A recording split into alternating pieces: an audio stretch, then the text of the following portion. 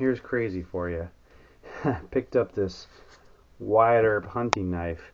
So hunting knives come with a lot of different materials for the handles, different sizes, different uses. Thought I would kind of go through a handful of kind of different ones just so you can see just different materials that are used. The most expensive knives out there are generally going to be the bone handled I should say these are stag handled knives. So this right here is a Spanish made Ruko.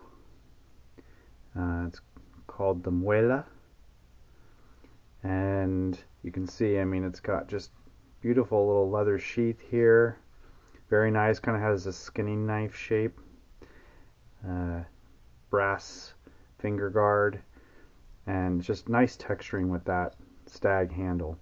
So whenever you find like stag handle knives, generally that's the most expensive material.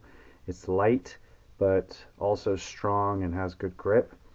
It can chip and crack over time if it's not cared for, but considered timeless, and a lot of places don't allow you to use this material anymore. So if you can get one of these, I mean, this is a beautiful knife. Retails for about $100, $150. Super nice, but feels good in the hand, lightweight, durable. Another common one you see, especially in older knives, this is strips of leather, and this is plastic.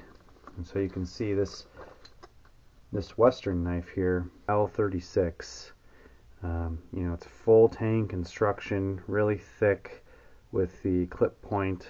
It's super strong. Leather over time, if it's not well taken care of and conditioned, it can get hard. This one I need to put some leather conditioner on. You know, over time it can just break and get brittle and crack, but generally gives you good grip, not too smooth or slick, and it's a good material, but it is one that needs a lot of care. So this is a really cool knife from probably the 60s, I think, based on that tang. Beautiful, I love it. High quality leather sheath. So leather's a good material. Of course, the legendary buck. You can see the detailing on the button. They use basically a resin based, so it's not technically plastic, it's resin. It's a bit harder and heavier. Really good material. You know, they use a very high quality steel that's heat treated. And so this is probably one of the most known knives that's out there, from like the Scream movie and stuff like that. This particular one has a tang stamp that dates it to the year 2000, so it's a millennial knife. Feels great in the hand, and the texturing when wet can actually even get a little bit better. So with plastic it usually gets slippery when wet. Really high quality knife. This is about a $75 knife, brand new from the store. You can often get them for around $60 used, in pretty good condition. You know, they have wood knives. Wood can chip and crack. It's beautiful, but it's also, it can be slippery. You know, it can be finicky. So wood knives are really nice, but they tend to be a little bit more decorative than users. But it just depends on the knife. You know, the lesser expensive options you can get, you know, rubber. Rubber is extremely durable, has great grip.